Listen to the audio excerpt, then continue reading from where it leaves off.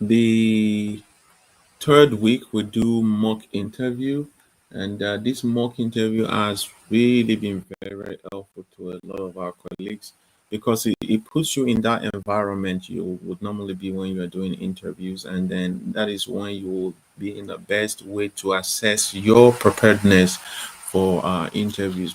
And the good thing about it is that you are able to get immediate feedback on what you probably are not doing right. And afterwards, we can also provide further recommendations on probably what you need to improve upon. And the last Saturday is basically focused on info sessions. These info sessions could be maybe something related to the industry, something related to industry certification, or we could even bring somebody to talk about like a kind of a master class to talk about their own industry or their career. So this is what our activities looks like on a weekly basis. But besides that, we're actually actively engaging in our WhatsApp group. We also have a platform. The supply chain industry network platform is www.supplyjobs.ca. So on this platform, there are a lot of resources that will provide. This is where you also would know or you have information about upcoming events, scheduled or ongoing events, as the case may be. So there are also opportunities on this platform for you to connect with colleagues who are within your locality. There is a member section there where you will see different categories of members, maybe based on their own specialization or even based on their location. So this way, you probably will be able to nurture your relationship within our network by reaching out to these guys, setting up a coffee, a chat, or even maybe a Zoom, so that way you're building and nurturing your network here in Canada because we figured out one of the challenges really is the social capital that we do not have as newcomers here in Canada. So in the first week, we will usually cover this in depth, but this is the second week we will do a deep dive into the job search roadmap where we'll be talking about LinkedIn optimization. So that's what we're going to be doing today. And hopefully that leaves us with time to take questions after we have finished this session. So I see, okay, so I see something from Bella there. Angie, I don't know if you can check that LinkedIn now. I think I started streaming. It's confirmed on my side here that it's streaming, and you might want to watch out just in case anybody have questions, or maybe even they want to join the Zoom. You can share the Zoom link with them as well. Okay, we're good. Okay, so I think while Abiola was typing the stuff, I forgot to ask Ifelua to introduce herself. So if you can do that now, that would be great. Oh, thank you. I want to see. Okay, my name is Akinabi. Um, and like I said earlier, I just moved into Canada some weeks ago. Back in Nigeria, I was the senior logistic officer for a pharmaceutical company, Fixing Healthcare PLC. All That right. was makers of Astamin, and I was able to um, I was okay. I was like the lead of the logistics department, Okay. assisting the manager back at home. And my major role was to ensure that our products were delivered to our customers. Mm. So we had different levels of customers. We had the distributors, we had the pharmacies, we had the reps. So and also ensure that these products are not just delivered, but they are delivered in the right quantity at the right time. So Okay. I had relationship with the 3PLs, logistic of companies also, and also was also involved in some of the cold chain distribution that we had. And I was able to manage, because anybody that knows fixing healthcare PLC, we have a huge budget. I think we are one of the top leading pharmaceutical companies in Nigeria. And so the logistic departments were basically the ones driving the budget in terms of delivery. So we were able to, last year, we were able to finish delivery for almost 45 billion budget. And I and my team were able to do that. And joining the supply chain group is just for me to network and also seek for opportunities in terms of job and also certifications that I can do that are relevant to Canada. Thank you. Okay, thanks. Okay, thank you, Ifeoluwa, for the introduction. Yeah, even though the I think maybe it's the background where you are, we didn't quite see your face a lot for the most part, but it's okay. We I think what is really important is the introduction that you have done there. I hope you guys can hear me clearly.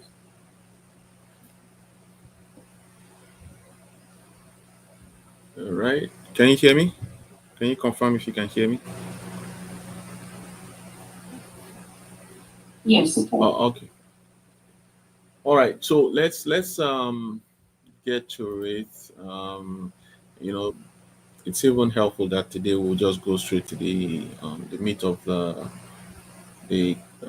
topic, and we can start today. Actually, I want us to be a little bit hands-on because we're talking about LinkedIn here. So I want, if it's possible, that you're actually addressing some of the things that we're going to look at right away as we are looking at them. I will try my best to go back and forth between LinkedIn and what I'm doing here so that I can really show what I'm trying to demonstrate to you guys. So give me a second here. Okay, I think I have my presentation here.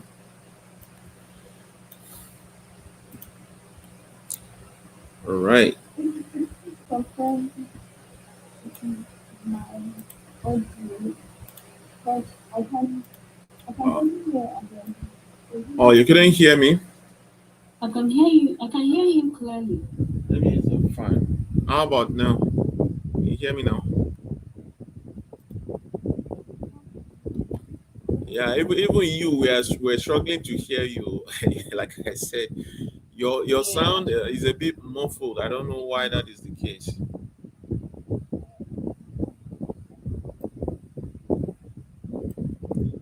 Okay, so you can see my presentation here, right? Yes. Okay. All right, so we're looking at LinkedIn optimization. Like I said earlier, I'm going to be switching back and forth. And Angie, if you could help me check that LinkedIn, if there's audio there, to Okay, let me check the audio. make sure that people can hear me.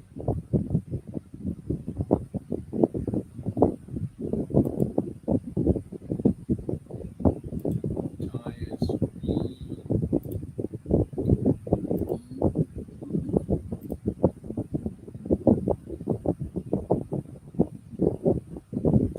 Can you hear me No, on? Or is it LinkedIn. because I'm not talking?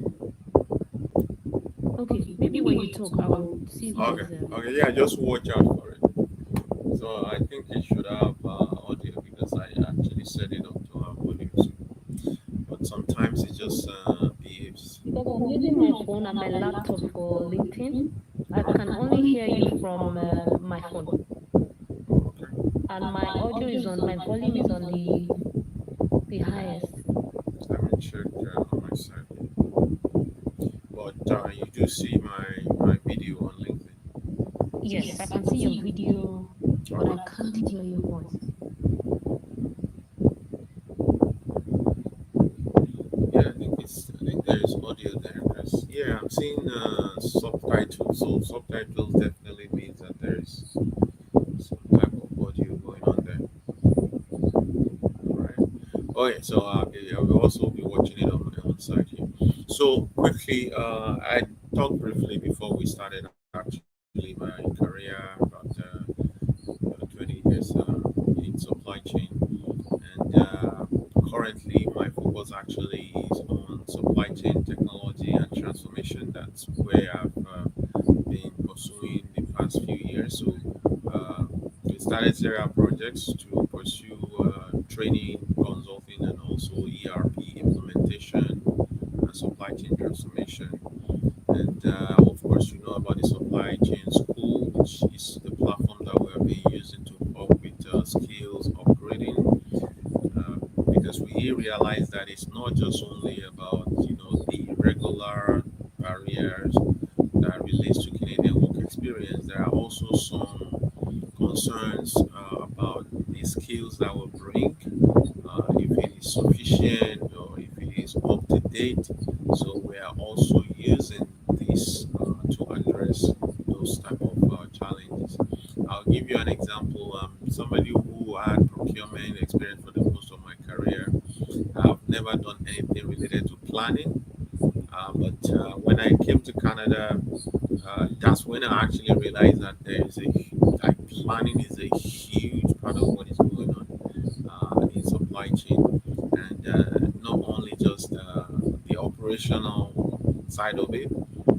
They're also planning in the area of procurement that I wasn't even exposed to at all. Talking about material requirements planning, I didn't have no idea what that is until I actually came into Canada. So my point here is that yes, indeed, if you are seeking a role that requires such skills, then it is necessary that you also address that and not just throw our hands up and say, "Oh, it's discrimination of my work experience." So this is the reason why we set up the supply chain school to help with those type of areas. And then we have the audio platform which we use in helping small businesses when it comes to even the transformation of supply chain business processes. So today we're going to look at the job search challenges, the LinkedIn impression analytics. So this gives you an idea of okay, what is really going on your LinkedIn. So that's why I said I would really love that you check this out, so that it gives us a kind of a diagnostic information on what is going on your LinkedIn. A lot of people don't really look at this stuff.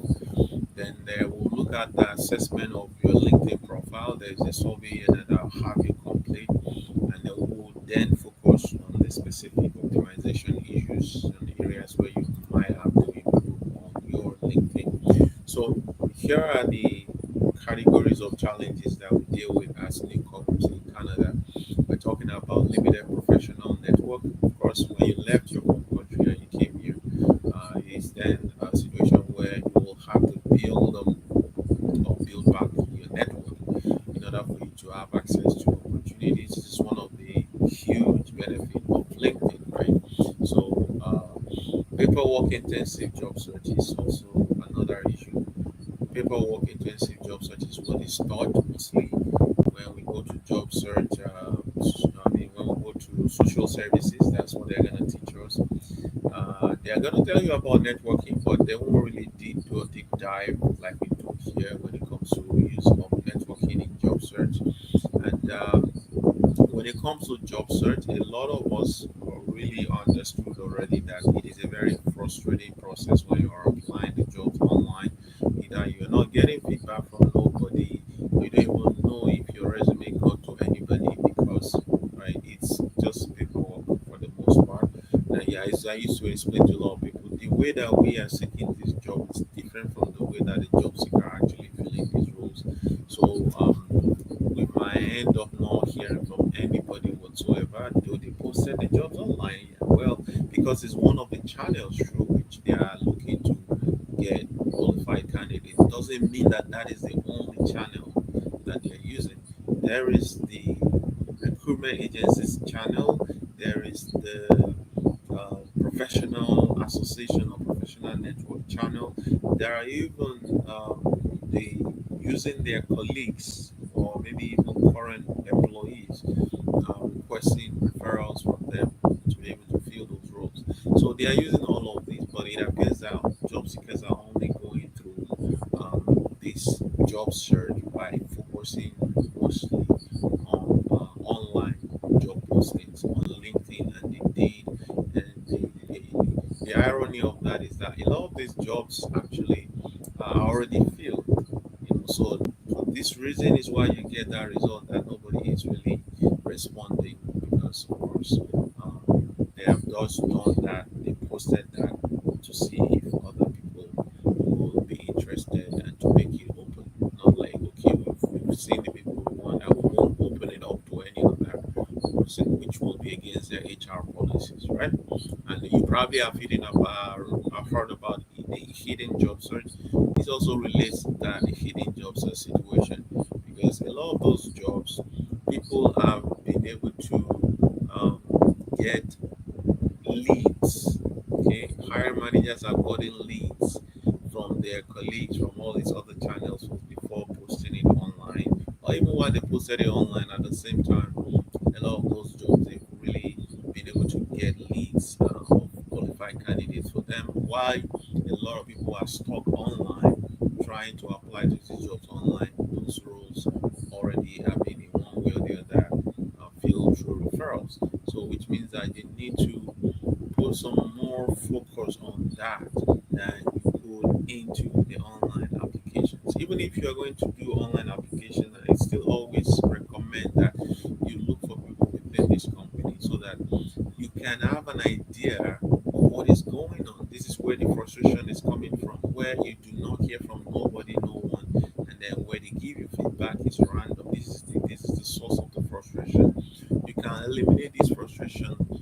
My point is, you can eliminate this frustration by getting to connect with people within this company so that you can get to know what is going. The minimum is they will tell you about their own company, how it works, and things like that. Even if they are not going to be able to refer or do any help whatsoever, at least you have a better idea of their requirement and what the company is looking for. Maybe even their recruitment process, you might be able to get an idea of what that looks like. So, well, anyways, let's move on. Now, the job search roadmap, they have some specific steps that we highly recommend for newcomers, and these are the steps as to how you will be able to go through this job search there in Canada with minimal frustration or with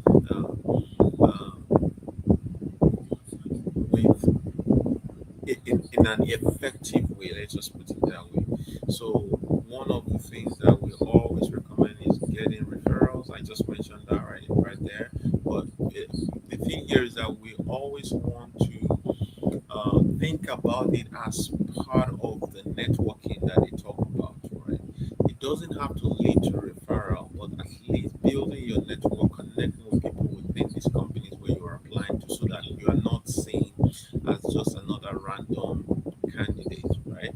Employers also use referrals, like we mentioned earlier, from current employees, and then it will greatly improve your chances of a job offer if you actually are a referred candidate. We know researches that have supported this, where they've said that employers actually feel that the employees that they hire through referrals, they are perform better and that they are able to stay that they stay longer than the regular ones that they get online. So that is one. You need a mentor. So whatever type of mentor, you need somebody who will help to debrief on what you are going through, and even from their own experiences, the mistakes that they have made in their own career, they're able to share with you, you know, how you might go through or navigate this job search journey, so that you also are not facing the frustrations that they have gone through. It doesn't have to be just one person, it could be two, it could be three. Actually, it all depends on your industry, and the type of roles that you are targeting. And then also, you need to have a job search strategy. All right. So when we say job search strategy here, I mentioned earlier about job seekers only focusing on applying online. Yeah, so this is an element of this paperwork intensive job search that I talked about earlier, where we're not really seeing job search as a social enhanced process.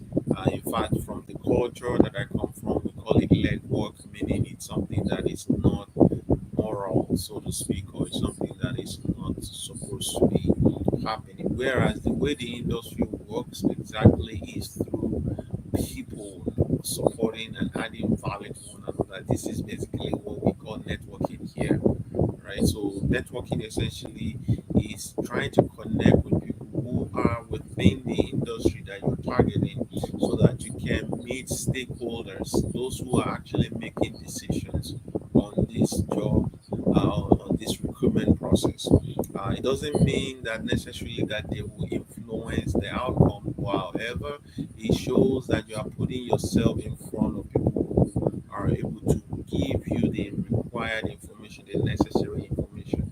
And this is what I was saying earlier about a follower that I really like it when people come into Canada and right off the bat they are connecting with us because it would really help them to avoid a lot of mistakes, or it will help them to be able to gain those insights that will help to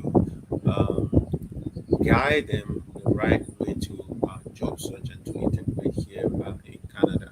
So socializing, that's also still part of socializing, connecting with people within the industries that you are targeting. There are a lot of things that could come out of it. They might be able to give you insights into how their industry works, how that role that you probably had done back home. Maybe it's even a different title here. So some nuances to the industry, they might be able to share that with you. They might be able to connect you with their own colleagues, who are in other companies. Maybe even these companies have openings there, and they could even be able to refer you to those colleagues who might have those openings in their own company. So it goes a long way beyond just doing paperwork. Like I always tell our guys that look, the minimum you can do when you're job searching is to just be applying online. That is the minimum. You need to go above and beyond that to really be effective in job search here in Canada. Then there is also what we call the SWOT resume. It's really about understanding the needs and the requirements of the employer. You're not just throwing resumes randomly to jobs, and it's not even about putting in keywords. Bet you, because when I talk about it, people think it's just about putting the keywords from the job description or like the tools that they use out there. That is, putting these keywords in your resume draft. No, that's not it.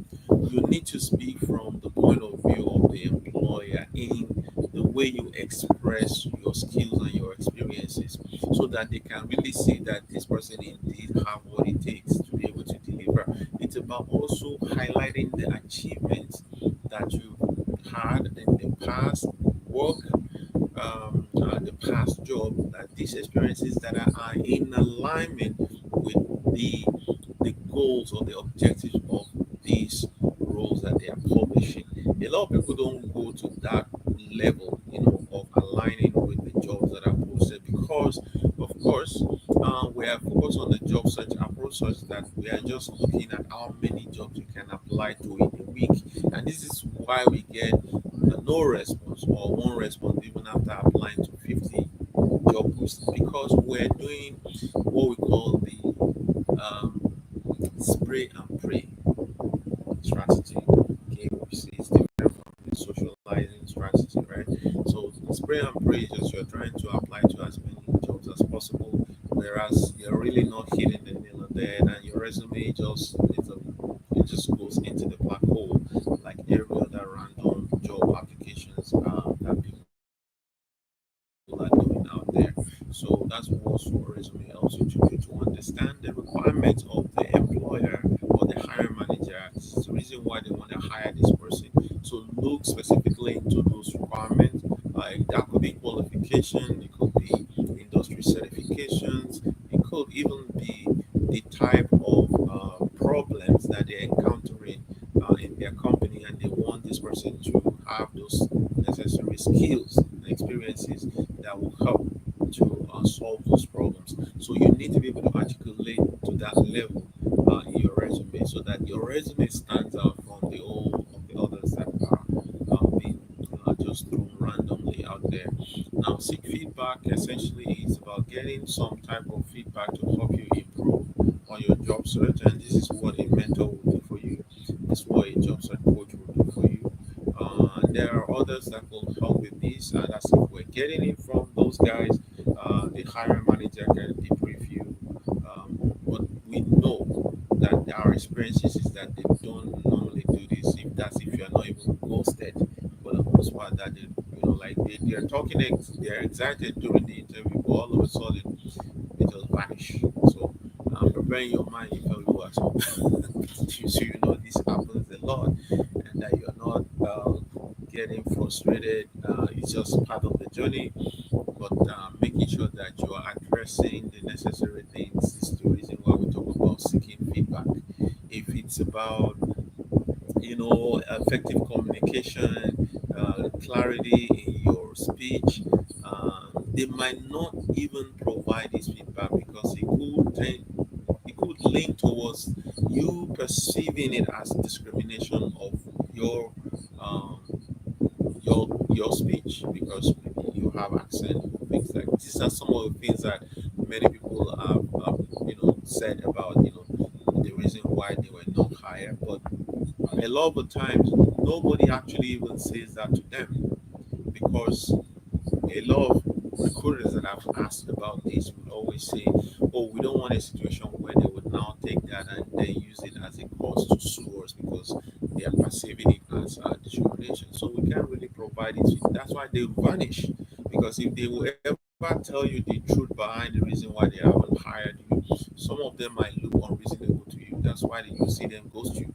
right? Because some of it is that okay, well, we have somebody in the company that is already doing this job anyway, so shadowing it, and then we thought this person was a better fit, and that's the reason why we didn't hire you. But would they tell you that haven't wasted all of your time? And you might think, okay, why didn't you just hire this person? Why do you have to post this thing online? So you see, they don't want you to go into that, or they don't want themselves to get into that rabbit hole, of the reason why they didn't hire you, and it becomes a legal issue and all sort of things that might show up after all of this. So this is the reason why they don't provide this feedback. But can you get somebody else to do it for you?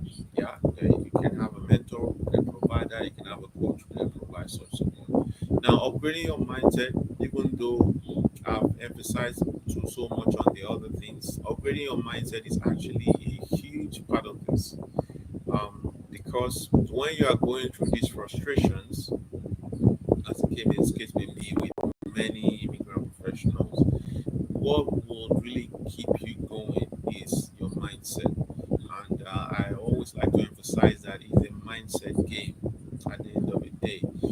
If you are not well grounded as to your conviction that you have what it takes to do this job or to work in this industry, you might end up going astray in other directions, which will take you 3 to 5 years sometimes before you get find your way back into what you really want to do.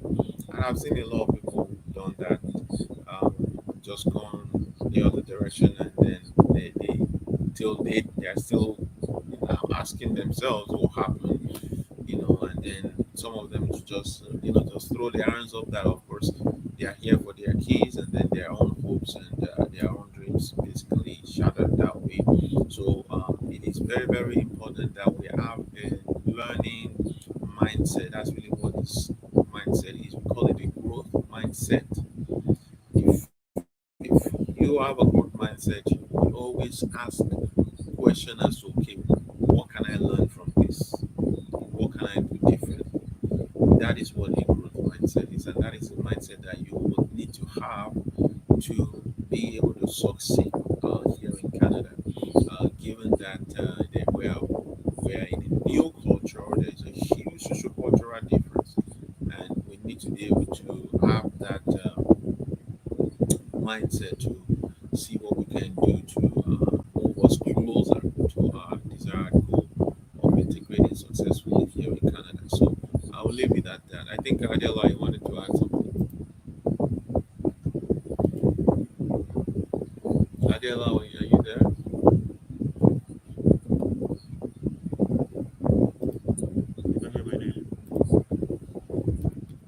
All right.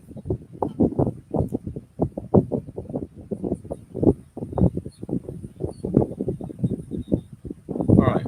So the first thing I want us to do on our job site roadmap, one of the things that we do is assessment. We want to see, okay, where you are at this point in time. If you remember, um, a lot of things that we do here are actually influenced by the supply chain and operations management. If you are trying to improve something or you're trying to achieve a goal, you need to be strategic about it. You need to look out for gaps. So this is why we do assessments. Okay, so we'll do an assessment to actually know what those gaps are as of the day when compared to where we want you to be. And the first thing I'll have you look at is your LinkedIn profile itself. Remember, again, we're talking about LinkedIn optimization today. And I think it's a great thing for anyone who is new in Canada to be able to quickly take care of these things. But the first thing we'll do here is the analytics here. So if I'm showing you this on my profile, I'm gonna quickly show this on my screen here. Just give me a second. Okay, I'm gonna show you my profile here. I hope you can see my profile. I think you guys on LinkedIn are not seeing it yet. You can see my profile, right?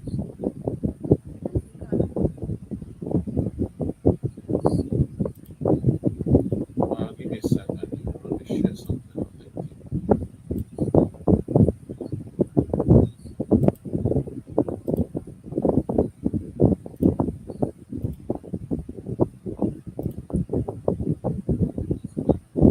All right.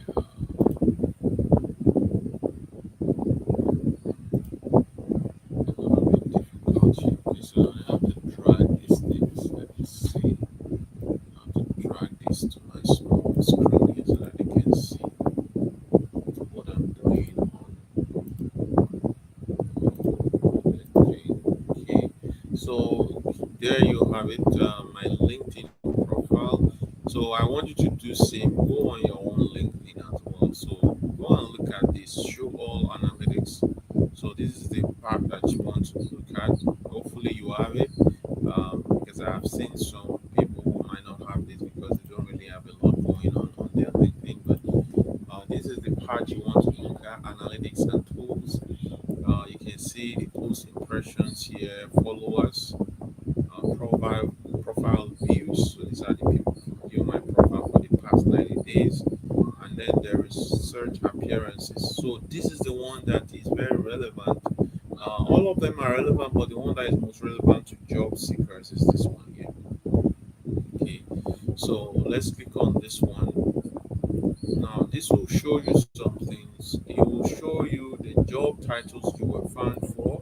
Okay, and the reason why we want to look at this is that we want to see if our LinkedIn is actually getting us the type of results that we want. Right. So these job titles that I was found for is a career coach plus instructor, president. This is not relevant for sure. As you know, I'm a coach, so those two are very relevant. Procurement specialist, this is also very relevant because I have a procurement background, and then you see program director here.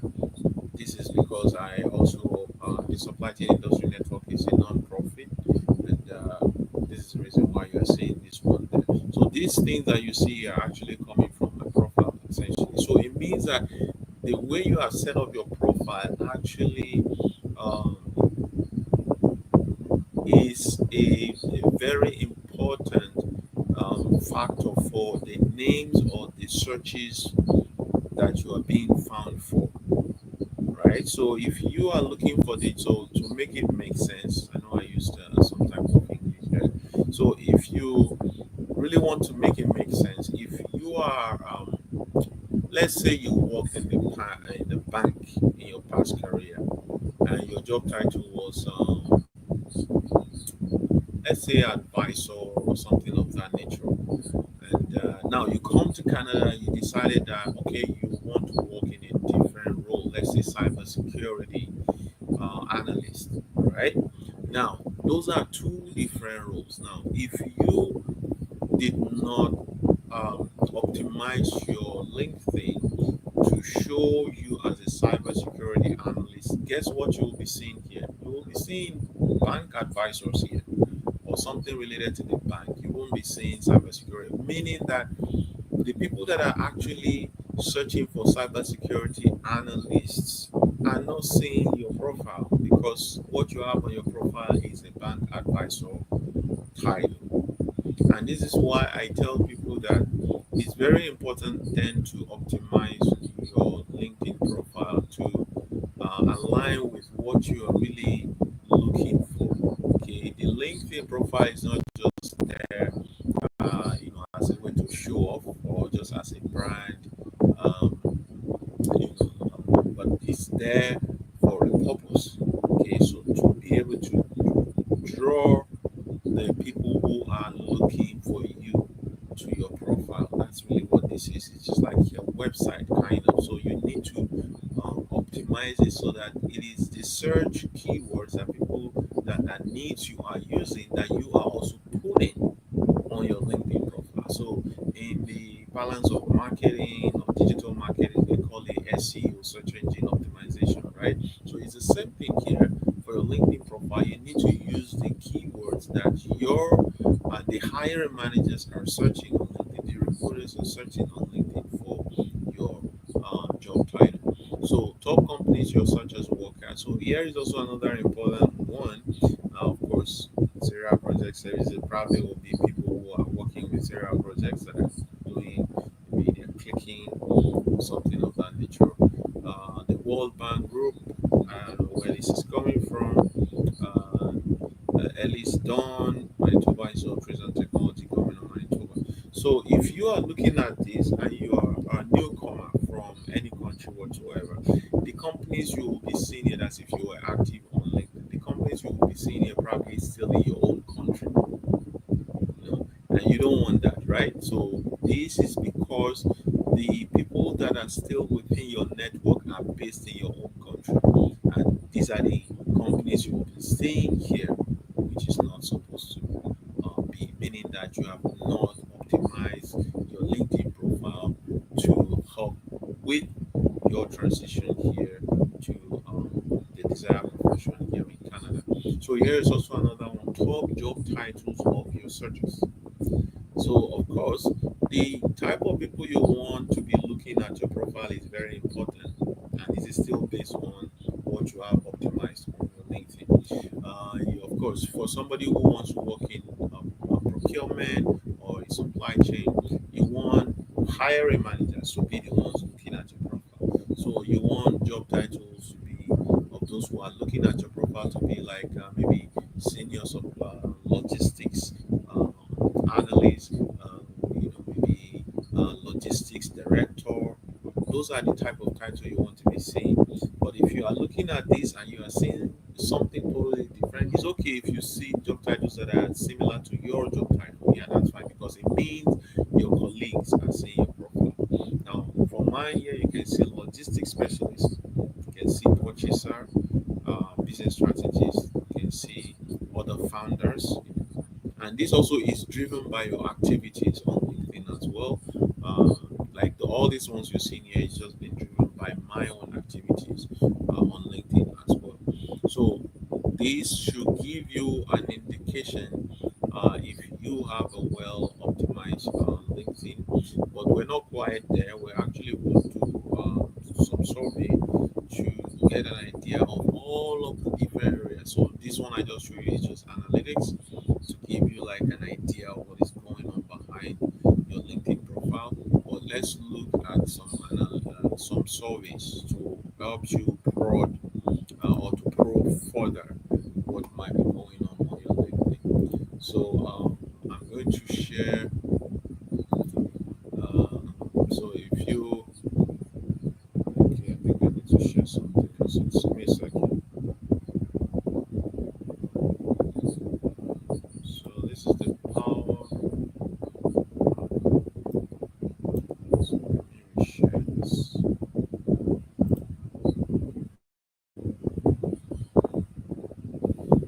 So I'm going to share my screen here so that you can uh, scan this QR code. You can either use the QR code or you use that URL. I think the QR code would be more effective. While you are doing that, I will go and open up that survey because it might still kind of be in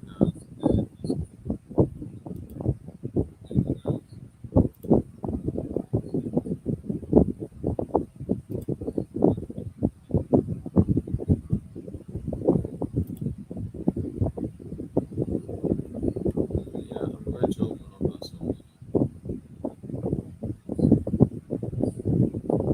Okay, LinkedIn optimization survey, open session manager. So I see four people are here already. Four people are here already.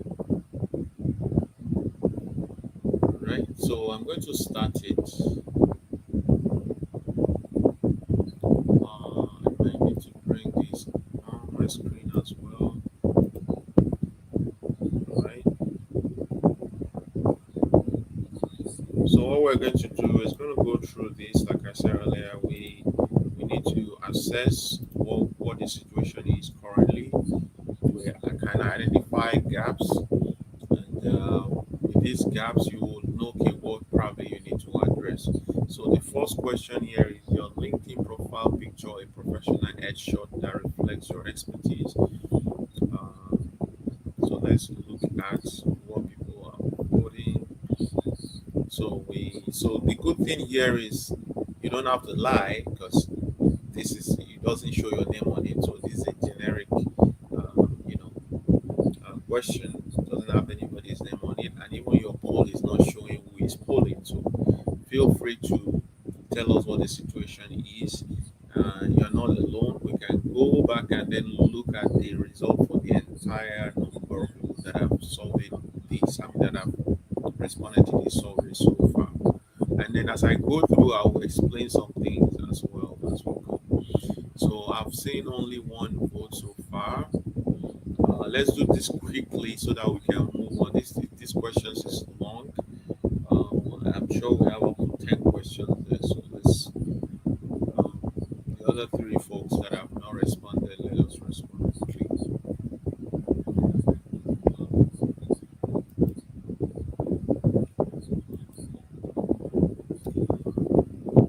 Okay, we have only one person that responded to this. We're going to go to the next one. So this person says a professional headshot. Somewhere it could be improved. No, it needs improvement.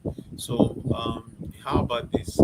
There are actually some profiles on LinkedIn that don't have a picture, and it doesn't have a picture because you have um, you have in the settings, in the public settings, you have actually not allowed anyone that is not connected to you not to see your picture. Okay, so you could have actually have a picture, and then your settings is not allowing the public to see your picture. So this will not be helpful, especially when you are reaching out to connect to your colleagues and they don't see any picture. To me, when I get those type of requests, I just ignore because like, how can you be reaching out to connect with me when I don't even see your picture, right? And then also it's important to have a picture that is very clear and professional. Usually a white background, just a plain background, even if it's not white background. Having a plain background looks. All right. So the next one here. Have you included a background photo that aligns with your professional brand? So again, LinkedIn is also about branding, right? You want to have a great, good impression. So somebody said sound is not too clear. That's Priska. Uh, Angie, can you help check that? Because yeah, I can hear myself clearly here. Maybe it's is Angie there? Hello, is it?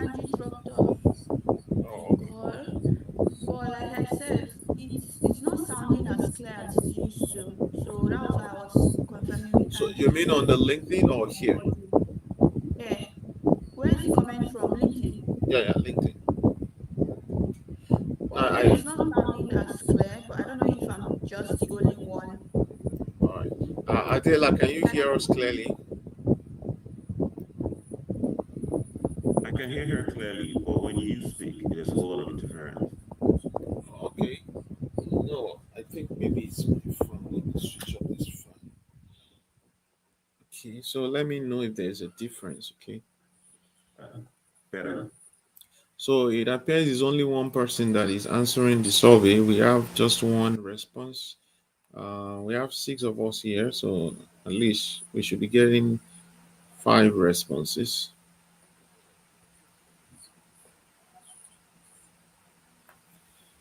So let me know if there's a difference. So it appears it's only one person that is answering the survey. We have just one response. So have you included a background photo aligns with your professional brand? I have only one response. Yeah, it wouldn't help the outcome of the survey if it's just only one person that is responding. So does your headline effectively showcase your current role and skills? This is another one.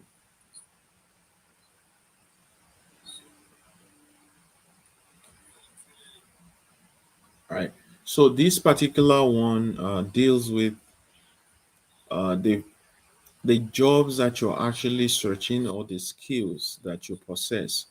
If your headline does not showcase it, it might not really be effective. And the reason why this is the case is that now, if I, as I had mentioned earlier, I'm a business or bank advisor or advisor on the bank, right? And I'm trying to connect with folks who are in procurement because I'm trying to transition to procurement. Now, if I reach out to somebody who is a supply chain professional, a procurement professional, yeah, they would think twice before accepting my profile, my connection request, because, like, why are you reaching out to me? Like, unless maybe there is a different scenario that is playing out here. You have actually met this person at an event or something like that. But maybe the type of connection request we'll do on LinkedIn to expand our network, right? Like we'll reach out to people um, they have experience in the role that we're pursuing, and we have a different role. So what I would normally advise is like if you are searching for a particular role, like let that role be in your headline. I've seen a lot of different types of headline, where people will actually have very confusing headline. Now you're looking for a procurement role, fine. You had a banking background and you've gone to school, maybe here in Canada, to do supply chain, maybe a degree or a diploma. Now you are looking for a role in supply chain regardless of that you have a banking background, and you're reaching out to people in the industry who are professionals in supply chain on LinkedIn. Yeah, it would really not look, it won't really be effective, is what I'm saying here. Because now they will wonder, okay, why is this person reaching out to me? And they mostly would ignore your request. So it is very, very helpful here to have the roles that you're actually targeting. See, they call it current role here. Yeah, current role is fine because maybe you're currently working in the profession, but I think for immigrant professionals in this case, we want you to put the role that you're actually targeting, not those past roles that you had while you were in the country, especially if you're transitioning to a new career here. All right. So the next one here is, have you crafted a compelling summary reflecting your achievements, goals, and industry keywords? So this is talking about the about section. Do you have an about section? And does this about section show your achievements, your goals, and industry keywords?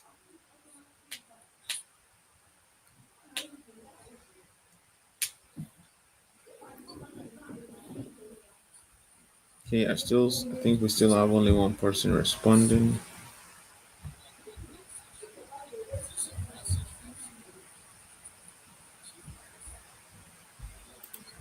Right. Let's move on. So the about section is very important. Remember this analytics I showed earlier. So the analytics, some of those numbers are being driven by the keywords that are used in your LinkedIn profile.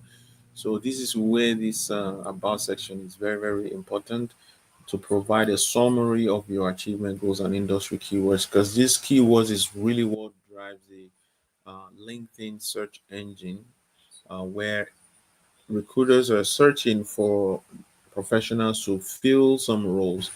Then it is only those who have those keywords that recruiters are using that will show up, if you know what I mean, in this search result. So this is why it is important to have this, and also this is like the first thing that they would know about, that would help them to know more about you. So you want it to stand out. You want it to position you as somebody with a great value proposition. This is why you have achievement goals there, because it helps them to see you as somebody who will be of great value to their network.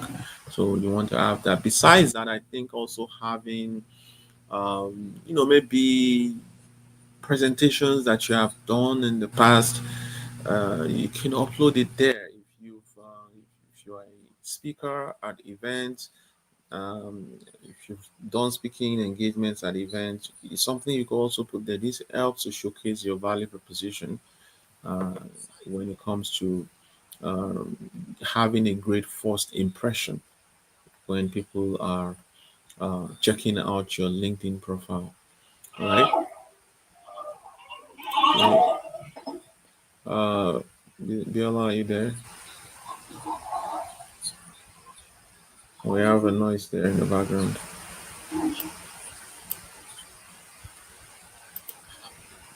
Is the person muted? Yes, Oh, I okay. muted the person. Oh, okay. So, yeah, I think isn't the same question we just got now? Now, is your work history detailed with responsibility and accomplishments in reverse chronological order? So, this is another one.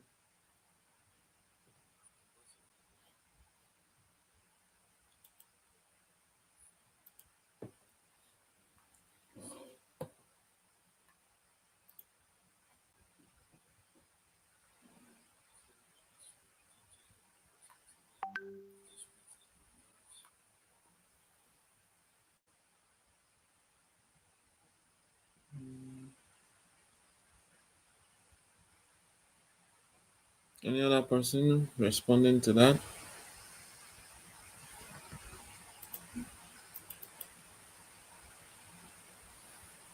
Have you highlighted your educational journey, degrees, and alma mater?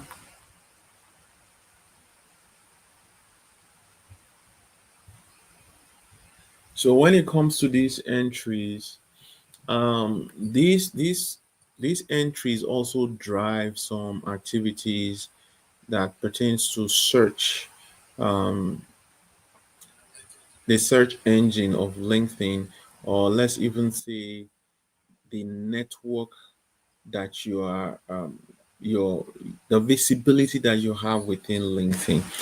So you realize that schools are actually on LinkedIn, and in these schools they have their alumni there. All right. So I think I need to show you this one so that it will be more clearer what I'm talking about.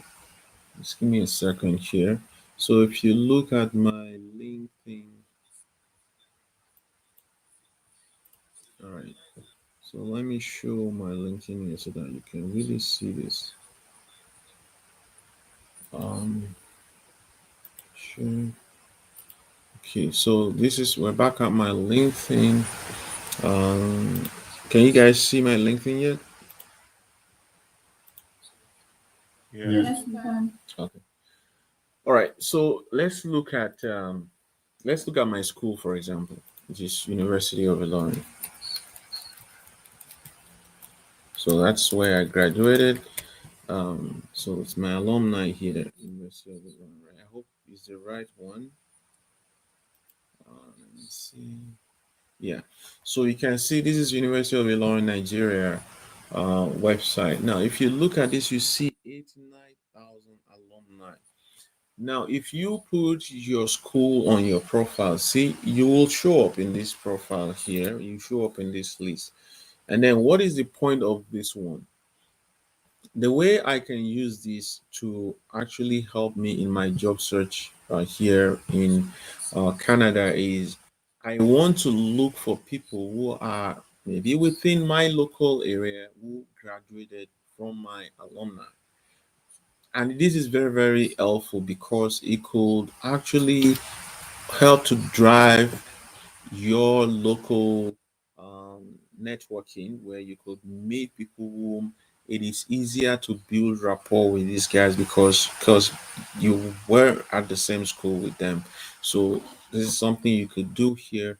It already showing your school in the filter and it's showing people.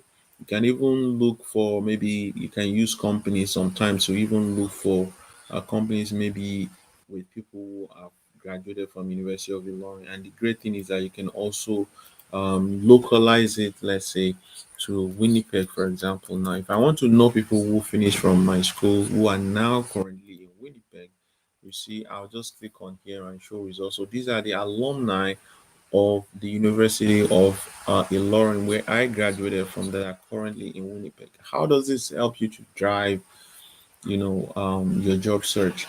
It helps you drive job search because these guys, they have some type of mutual rapport, given that they have gone to the same school as you. They trust their own certificates from that school and definitely will trust and be able to vouch for your own education as well. And the great thing is that they might already be working within the companies that you are targeting.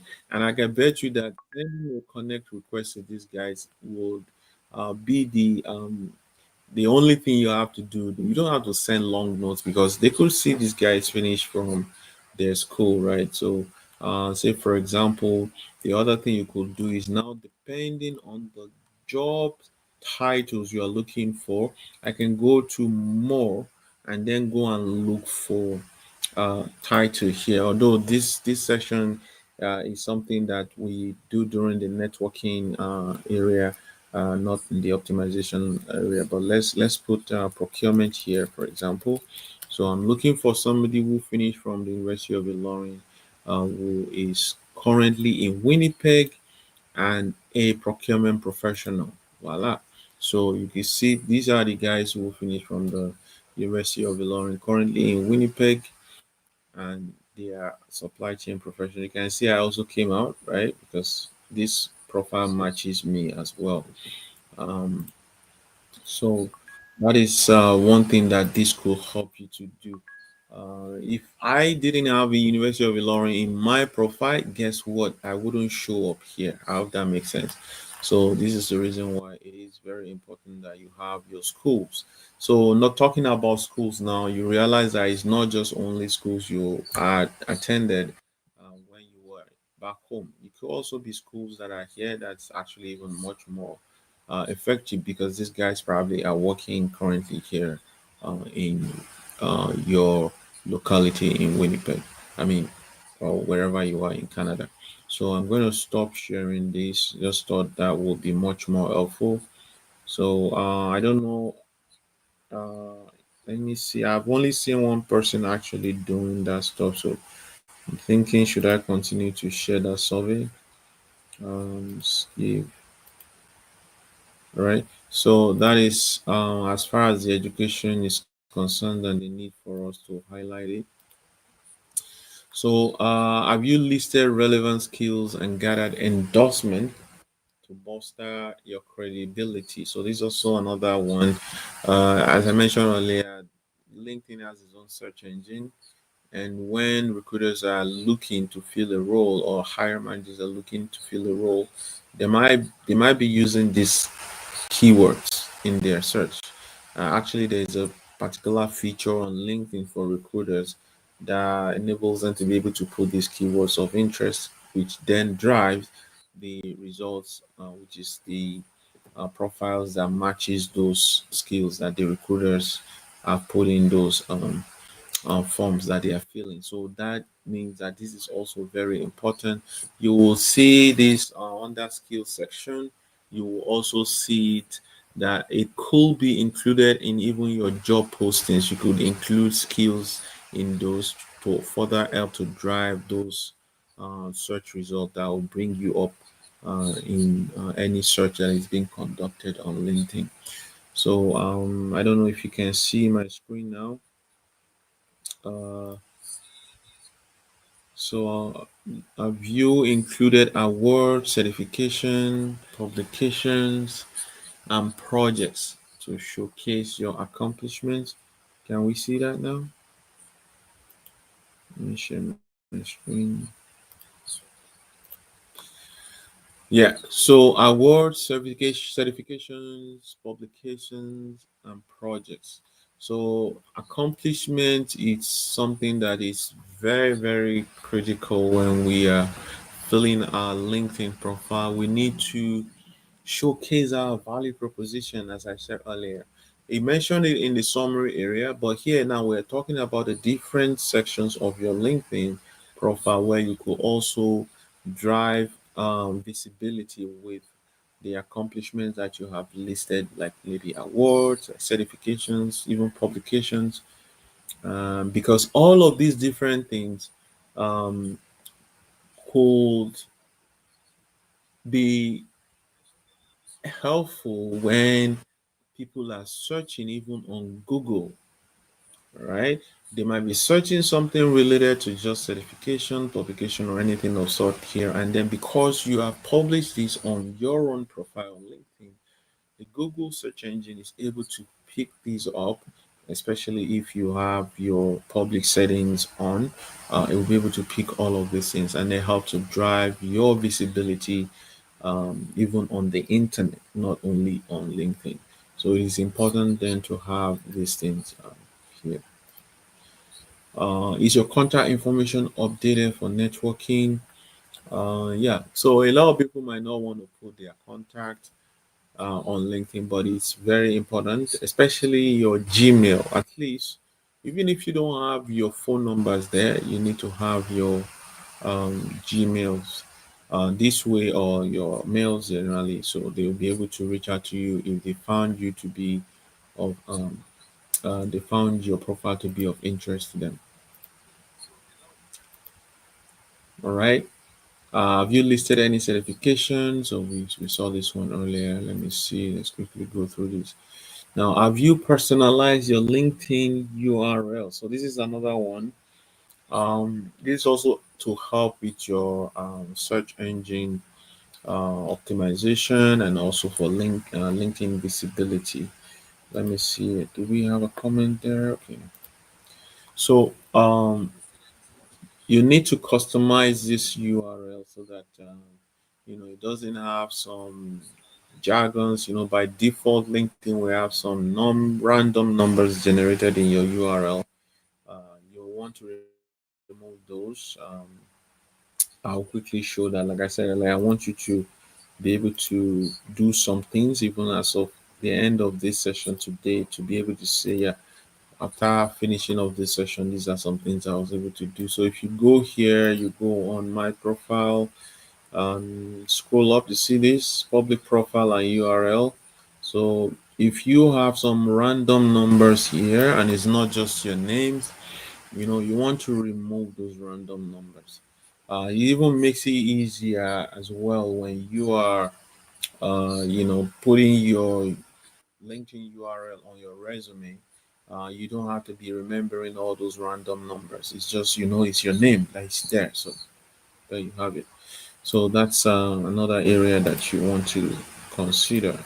So let me go back to the slide here. Sorry to be sorry. Okay, I think there's still one or two more stops there, right? So two people have customized. So here's also another important one, visibility settings. You want to do your visibility settings. A lot of people don't actually look at these visibility settings, and this is what I was suggesting earlier that if you don't have your public settings set to have the public see your profile, yeah, you might actually think you have a LinkedIn profile, but nobody is seeing it because outside of your network, because it's not set in the public settings area that outside people outside of LinkedIn, outside of your network should see your information. So this we will look at this particular one in a moment. Just let me quickly go through this so that you can see. Okay, some people haven't adjusted it to people. Let's move on. Have you chosen updates to share with your network? So this also helps. Um, if you have a LinkedIn and you're not regularly engaging with your network, yeah, it would really impact your visibility on LinkedIn. The other one that I didn't mention earlier is also the number of people you have locally within your city that are on LinkedIn or even in Canada. So for example, somebody like a fellow are because you came into Canada not long ago, even if you have 1,000 people in your network, it might be that just less than 20 are actually in Canada. Now that doesn't help, right? Because LinkedIn would have prioritized people who are actually having large number of people within Canada, especially when, say, so for example, a recruiter is searching for somebody in Canada to fill a role. They would rather use their limited resources to optimize for those guys who are in Canada. And this is also why you need to indicate your location, your LinkedIn. A lot of people would have excuses why they won't do that, but it's not really helping because it doesn't support your visibility as somebody who is currently in Canada and searching for job in Canada. And I think I've heard several reasons why people don't do this, but it doesn't really help. So we need to constantly engage people on LinkedIn. So this is the one that I think I jumped the gun on this one. So have you connected with up to 500 professionals in your field, mentors and acquaintances in Canada? So we need you to have up to a minimum of 500 in Canada, not outside of Canada, because this then will help the optimization of your profile for search engine results and also for visibility. Do you follow over 50 influencers and companies relevant to your field? Okay, so this is another good one. When it comes to the type of information you are seeing on LinkedIn, again, it is usually optimized on LinkedIn and so that it will so that users, the LinkedIn user, which are ours, right? We are able to see the type of things that are relevant to us. So, and the LinkedIn algorithm would use this type of things to optimize those our experiences, basically. So, if you have influencers within maybe your target industry, it means that LinkedIn will be able to then use that in optimizing your experiences because they'll be showing information that are related to what you really want to see based off of this information that is sitting in the back end of LinkedIn, like the metadata that is sitting in the back end of LinkedIn. Give me a second here. Yeah, we have an SAP session that is ongoing. Let me see.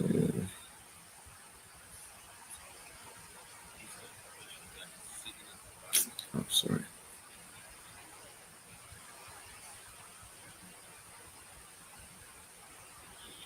Just want to make sure that everything is going on well in that session. Okay, so that is the reason why you need to, and it's easy to follow people on LinkedIn, influencer. You can go. Okay, so maybe I should show that. Let's look at that one right away. Um, so uh,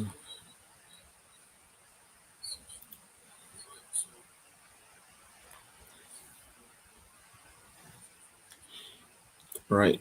So you can see different people. Yes, by virtue of the other information you have in the back end that we have talked about so far, LinkedIn will suggest people that have the type of profile, especially influencers, people who have, hundreds of thousands of followers, or even people that you are following. And like I was saying earlier, all of this is in the LinkedIn algorithm to help, enhance your experience on the platform. So if you follow some of these suggested people, you don't have to follow everybody. You just have to follow the ones that are close, because this is also algorithm in the running these things in the back end. So you can follow the ones that are close to the type of things that you would like to see, or the type of influencer you would like to see. So you can see showing different people here: Jordan Peterson, Timmy Badru, and then maybe even some folks that are in your specific desired profession. There's a recruiter here, so you can follow these guys, and this way you could be able to have access to some information that might be closer to what you're really looking for on LinkedIn. So that is what that one is about.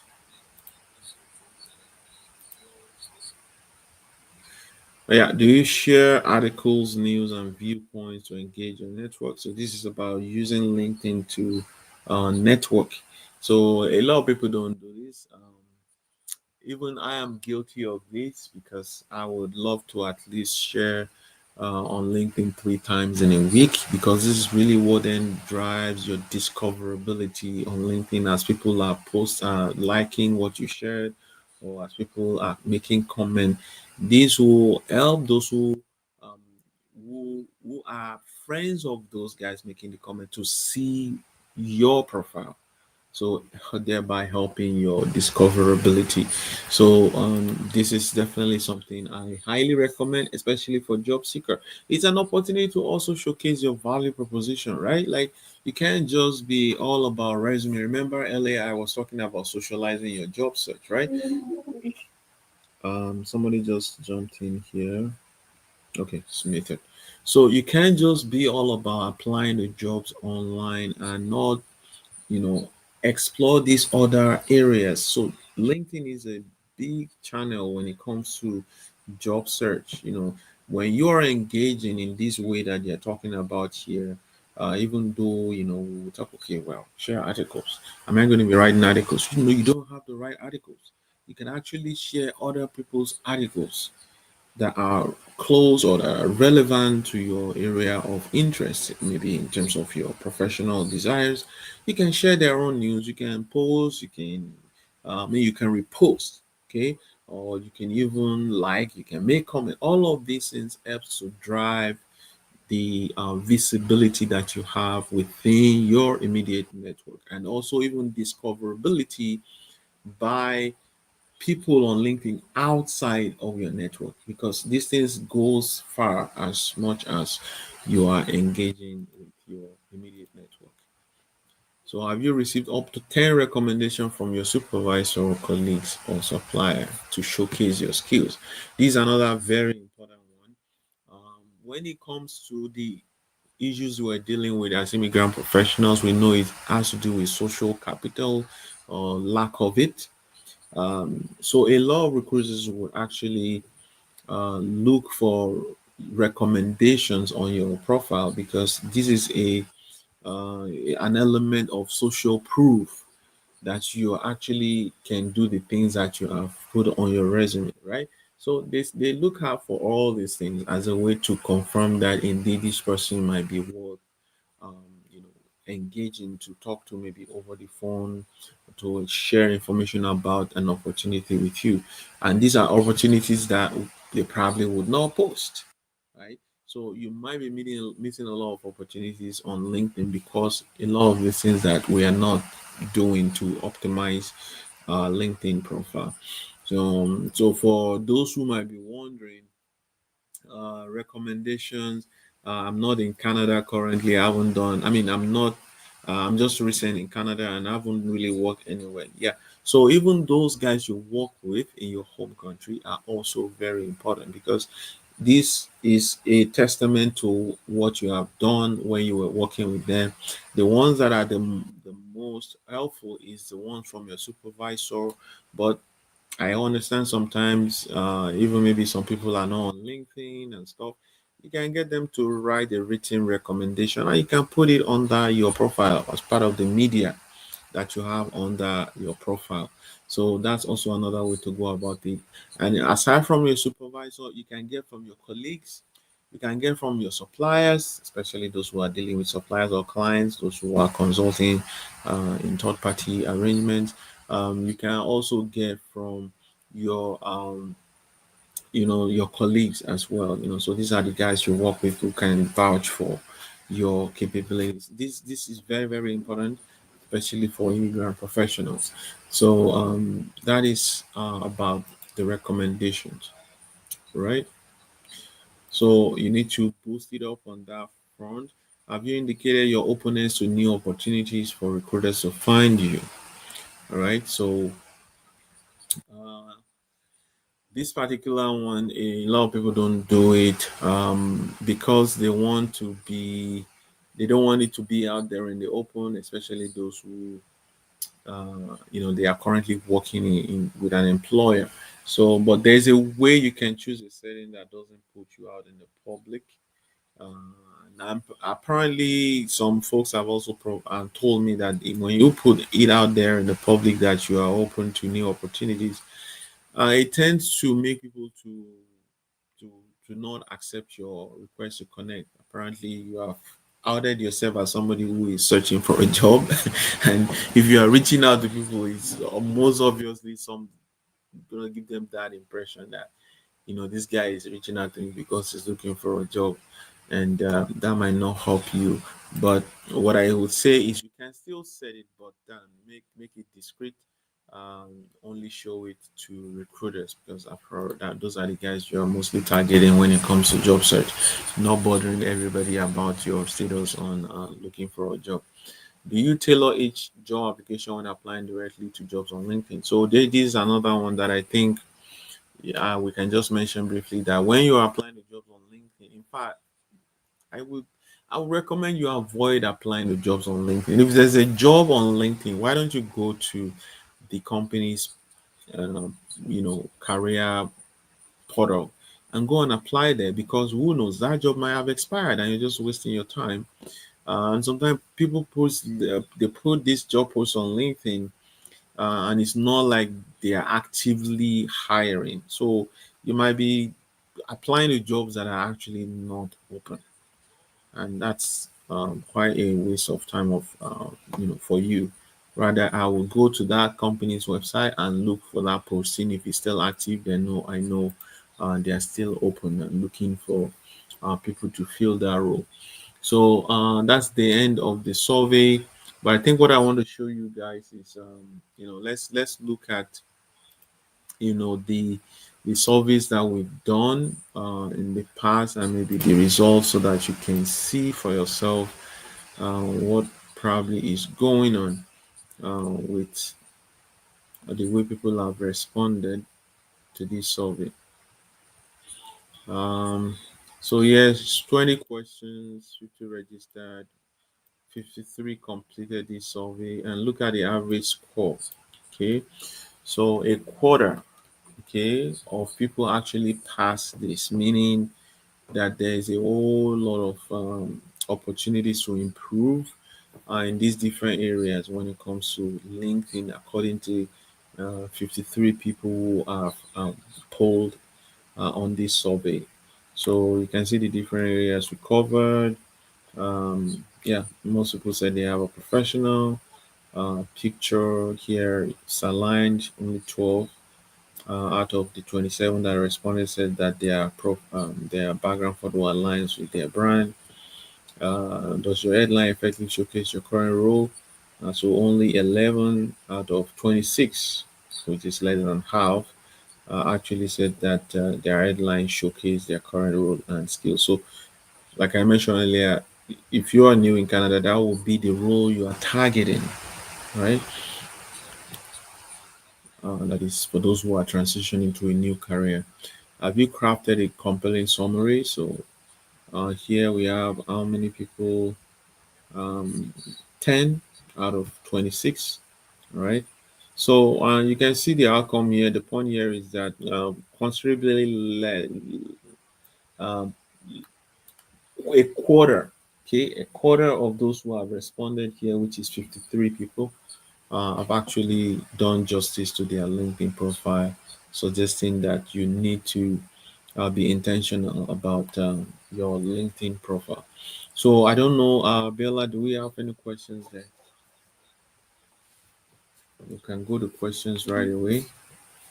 The questions that I'm seeing so far, I don't know if you've responded to it. How Mm. does having or not having the premium subscription impact one's LinkedIn profile? Premium subscription. So when it comes to premium subscription, you actually do not necessarily need to have a premium subscription, but just as the name suggests, premium subscription means that there are some services you would not have access to um, on LinkedIn.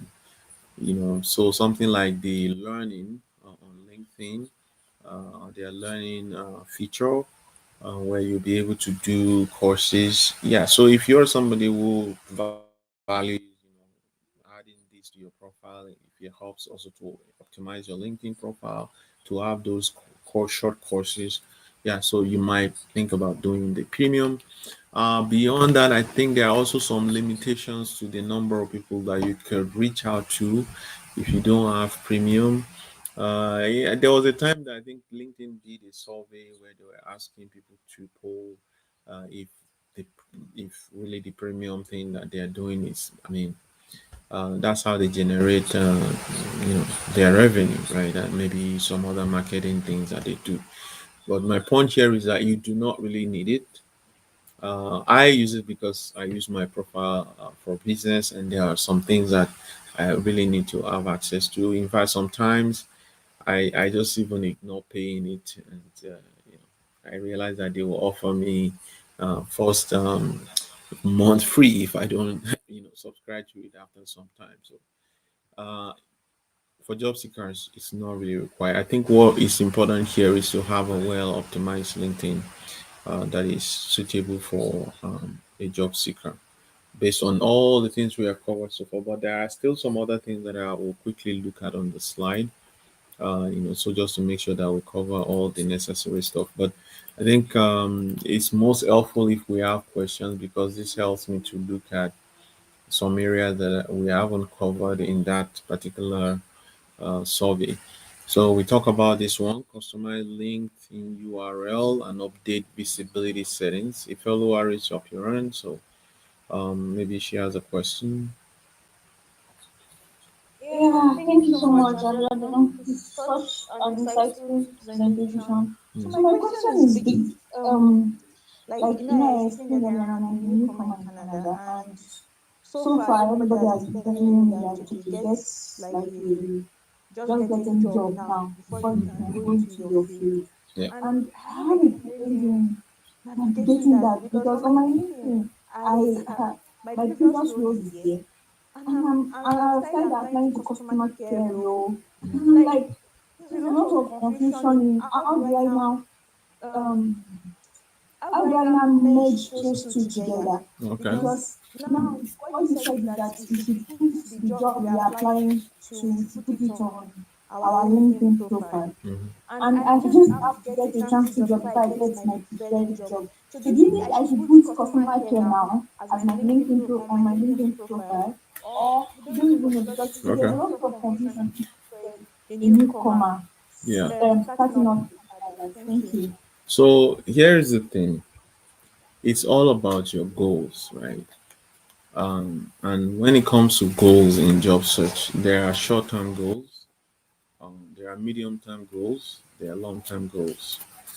So the job that you're looking for to pay bills is what they are referring to. They're not referring to your regular professional career. If you're looking for a customer service role, you don't have to like optimize your resume for that. I mean, your LinkedIn for that. Of course, you still have a resume that you can use to craft maybe a functional resume, which will highlight maybe your, your customer service experiences, even while working in this the procurement professional. I mean, the supply chain role. My point here is this: if you are working on a short-term um, job of just paying your bills. That doesn't have to be something that affects your LinkedIn profile, which you are basically using for a medium term job search goal of getting a role in your desired career or even in your career where you've actually had substantial experience. So that is what I would like to clarify there, right? You don't have to, you know, adjust your resume for that purpose. The worst case scenario, if you actually have a customer service role already, you can put that on your LinkedIn, even as you look for um, a a job in maybe let's say supply chain, and it's just only in the experience area. Every other thing that you have is still optimized for your medium term goal of getting a job in your desired profession. So there shouldn't be anything confusing about it. The one that will you would really the tool you really need to get those low what they call it now, the short term job, um, or sustenance job, as I like to call it, because I like to differentiate between survival jobs and sustenance job. So I see customer service as a sustenance job because customer service is actually related to supply chain. Like there's no logistics doesn't exist without customer service, right? So you can have a resume for that, that just focuses on customer service applications. But when it comes to your LinkedIn, it is ultimately optimized for the job you really want, which you know is not customer service. So I hope that helps to clarify that question. Any other question?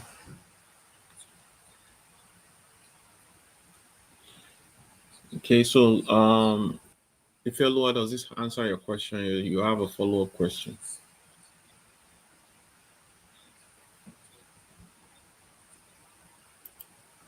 Oh, Yes, it does. Thank you so much. okay, Thank okay, you. cool. So the other areas that I think is very important to look at, I mentioned it already, is this visibility area on your LinkedIn.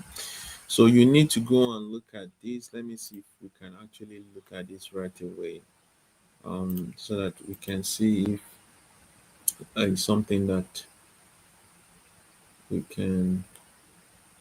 So when we go to our profile, uh, you click on this. You see settings and privacies here.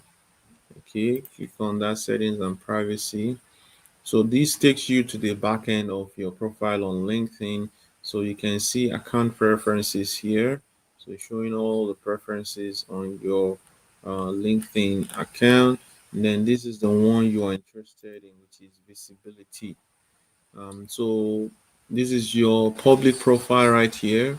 You can also see some other settings. Page visit visibility is on. Your name and headline, viewing options. You can look at that. Who can see your connections is off. So this is meaning that anybody can see my connection. Who can see members you follow, anyone on LinkedIn. Who can see your last name.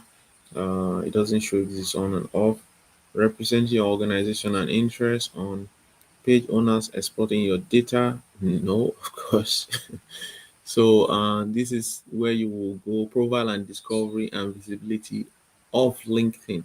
So this is the one. When I was talking earlier, I talked about the fact that what you have on LinkedIn is also searchable on Google search engine, right? So this is what they are referring to. So if you don't want your stuff to be visible on Google search engine, this is something that you can use to turn it off. They can also discover your profile using email address, using phone numbers, as if you have all of that on your LinkedIn. So visibility of your LinkedIn activity is also here mentioned by others. So all these things are things that you can turn off or on. But I think the one that I want to look at is this public profile one. So let's click on that. So this is what my public profile looks like. And you can see that it also offers you some type of changes here. So your profile is public, visibility is on. Okay, name, number of connections, number of followers, and region. Okay, it's on. Profile photo. So you can see this here. This is the one I was saying that if you don't have this on, it is possible that people who are not within your connection will not be able to see your photo, and then you are reaching out to them, meaning they won't really be able to know, okay, who is this person? I just see their titles, I don't see any name, and then that might reduce your results in terms of connecting with people. So you can see my profile is showing public here. Even if my profile is public, it's still telling me there are things I can turn off. Okay, so I can turn off my headline, I can turn off my background photo, I can turn off my current experience. So some of you guys who have issues with the fact that maybe you are working in something that is different from what you really desire, you can turn off your current experience. If say you are new in Canada, currently you are doing support work, and it is on your profile and you want to turn it off, but what's the point of putting it there if you don't want people to see, right? So past experiences also can be turned off. And I think this is an alternative for those guys who care so much about people looking at their past profile, past work experiences, instead of totally disabling your LinkedIn, as some people have been advised. There are things that you can show and decide not to show, so you have those options here. All right. So this also a place where you can do this link, this URL update. You can do that there as well. So this is what people will see on public profile. I mean, in the public space, maybe even on LinkedIn. I mean, on Google, this is what they would see. People who are not on LinkedIn that search my name, if they click on the results, this is what they would see. And then you have the ability of turning it on and off depending on what you really the content that you really want to make available. So that's that. Let's look at the another area on the slide. um, I'm still showing my LinkedIn. All right. So if you still have questions, please still put your questions there. You can raise your hand if you have questions. Okay. Keyword visibility. So we talked about all of this already. Update the core section of your LinkedIn profile. So this is the core section, which is your education.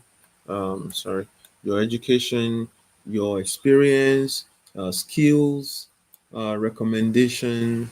Okay, so this is basically recommended. So which will include recommendations. So if you click below that, you will see the other things that they are recommending that you put on your LinkedIn profile as basic. Okay, so these are the things that you need to fill to help your visibility on LinkedIn. We talked about this one earlier. So there's also job search settings that you can do on LinkedIn. Let me quickly show that one. That one is very important, especially for job seekers. So we'll look at that one. So let me go back on LinkedIn. All right. So I'm back on LinkedIn. I'll click on my profile here. Um, so you see this open to finding a new job. So if I click on this, you will see that setting that I had on my screen on the slide. So here you can add job titles. So this is basically the job that you desire. Okay, so if I'm looking for a procurement specialist role, I'll put it there. So I'll click on this and then I'll say, okay, I'm looking for a procurement specialist. So then it will bring out the options that it has in it. So I can click on procurement specialist, right? So it adds it to the list of job titles that my profile is optimized for. Again, this is very important for newcomers. So so select at least one. No. All right, so that is one thing you can do, and I think I didn't cover the other areas, so I'm gonna click it again. So locations, that's very important. I mentioned this earlier. This helps to further enhance your visibility, especially within the locality where you are based. This is something that would go into the recruiter search options. So it's helpful if you have it because then your profile will be optimized for you know the the outcome of the recruiter's search result because you're shown already that you're in Winnipeg versus somebody that didn't show that they are in Winnipeg, even if they have all the skills, you will be prioritized over those people because you have shown where you are and where the it's in alignment with where the recruiter is searching for somebody. So that is also something that you want to make sure you include. The worst case scenario, put Canada there because I know some people would say, "Oh, um, I'm open to jobs anywhere," but it throws up this challenge of okay, if you don't put where you are and you say I'm interested in job anywhere. Now the recruiters that are searching on LinkedIn might be very specific. So even if you will come up in their search result because you have optimized all your skills and every other thing we talked about in the core area of LinkedIn, you will not be prioritized because the recruiter was very specific about the location, whereas you were not. You were open to Canada, and then that for this reason you might not show up. So you also can indicate what type of employment you're looking for. So this is the one I was talking about earlier. So you can choose if you only want recruiters to see your LinkedIn or you want to put yourself out there to everybody. So you have that option of choosing whatever applies to you. So that is as it's concerning setting up your profile for job search and visibility to recruiters that are looking for um, to fill roles. So yeah, it's also another preference. So this is something that you can set up job alerts, right? So you can see yes, the supply chain instructor, and that is what is of interest to me. That's why I set that up. Then also there is verifications that you can do on LinkedIn, which helps to confirm that this is a real person. This is not just like let's say just some uh, so hirers can see your verification on your profile if you have verified your profile on LinkedIn, right? So these are other type of settings. Resume and application data. Allow LinkedIn to save your resume and answers to application questions. You may change your answer with each application. Recruiters can view skills and experience from your saved resume when they search. So you can turn these two on and also upload your resume on LinkedIn. I'm not sure if this feature is still there, but we'll look at it once I'm done here. So I just want to emphasize on building your network again. Building your network, it's about adding value to your connections and nurturing relationship with new contacts in your target companies. It is not just about me or pushing yourself on people unnecessarily. It's about discovering people who have the same type of goals as you and those who are definitely open to collaborating or connecting and building and nurturing relationships for mutually beneficial purposes.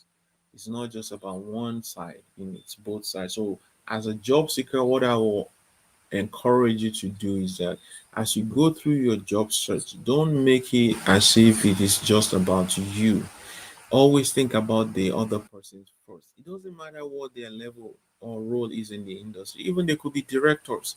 Think about what this director might actually be interested in knowing, or that might help even their own job, or that might help their company. And try to see how you can offer such. I know you might look like, oh, this is a big one.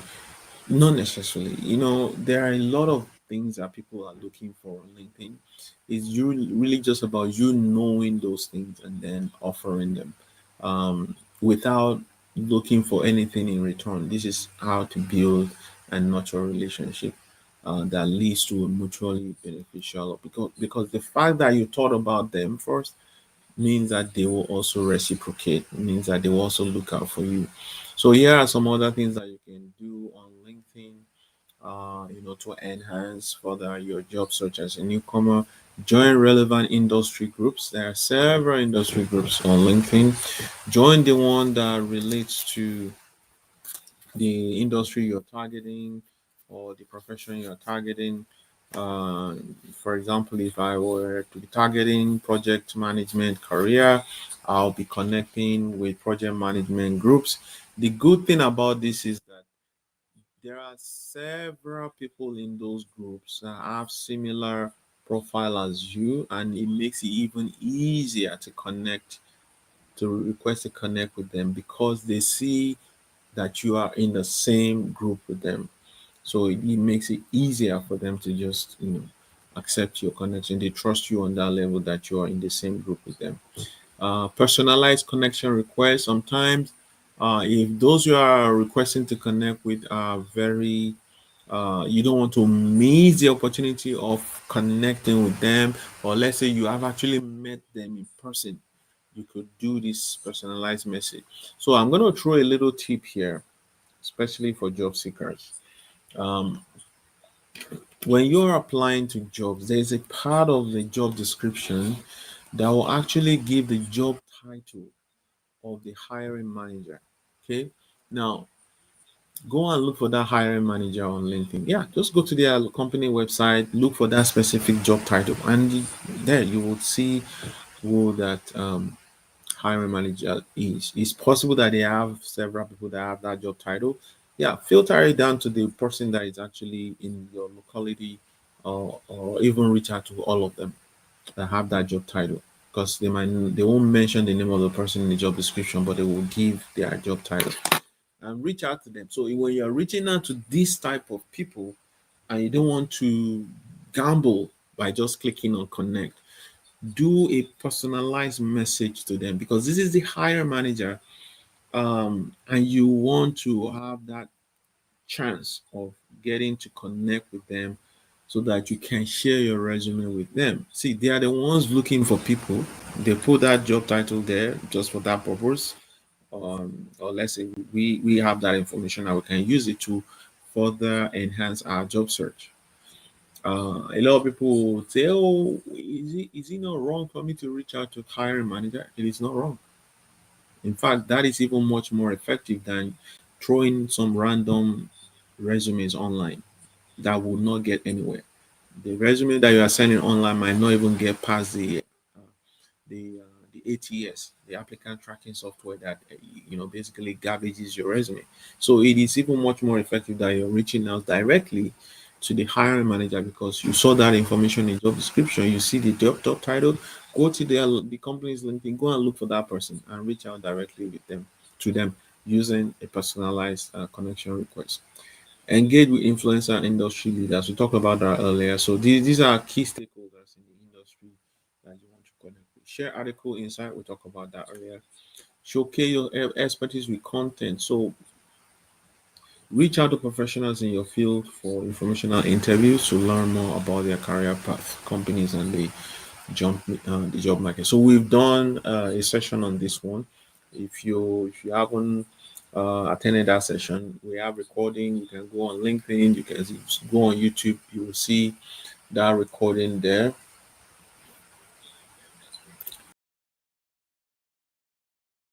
A minute. I'm not seeing my picture anymore. So, Bella, if you can share that LinkedIn, that will be helpful.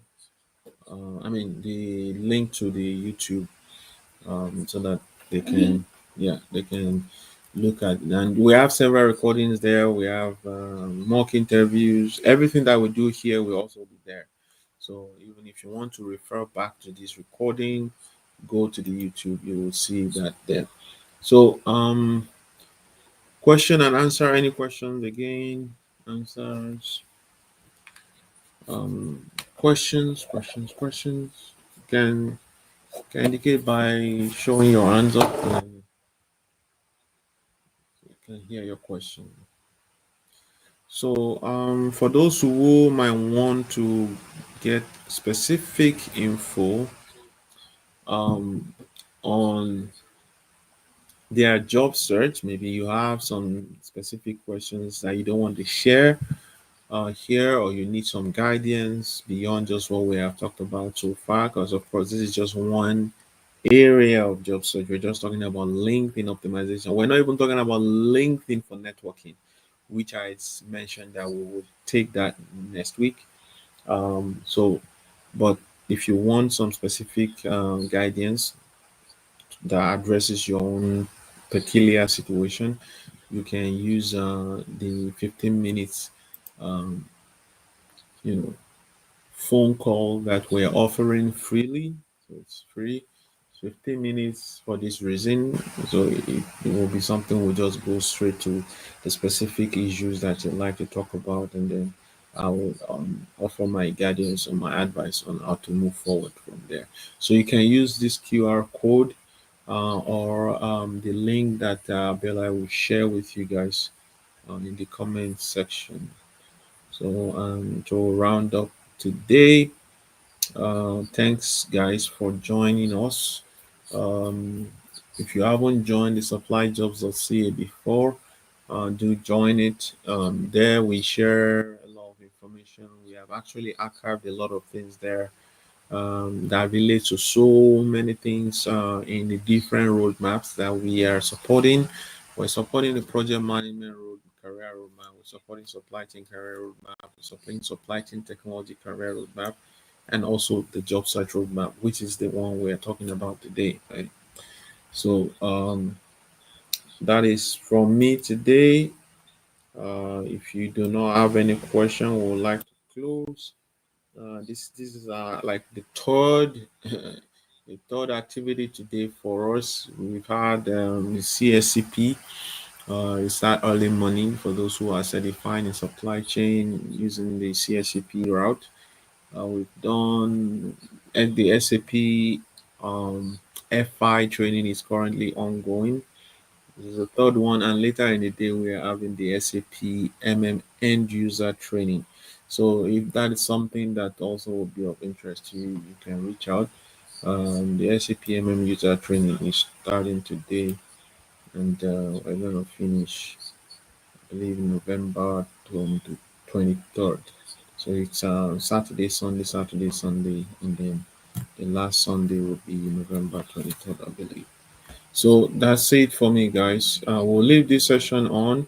For those who were not able to introduce themselves, please do a little introduction in the chat comment section. Share your LinkedIn URL. That way we can connect, and others who have joined the sessions today can connect with you and carry the conversation forward. We don't want the conversation to stop here.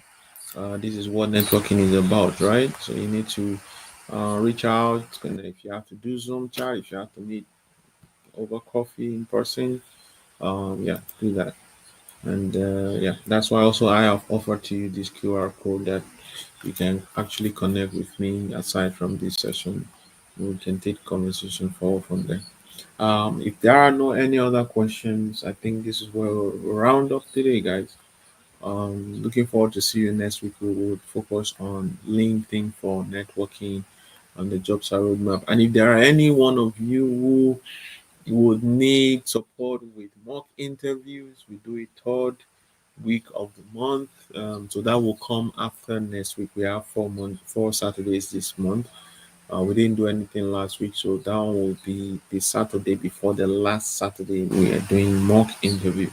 So do use the QR code if it's something you would like to talk about as well. Okay, guys, bye for now. Great weekend. Thanks, Abiola, for supporting. I think I see Adela as well joining us today. Nice to have you as well. And okay, I see Remy here. How are you doing, Remy? Long time. And Tolu also here with us. Okay, Angie has left. Okay, so thanks, guys. I appreciate. I'll leave this on for some few minutes, just so for those who want to share their LinkedIn URL. And we'll see you again next week, Saturday.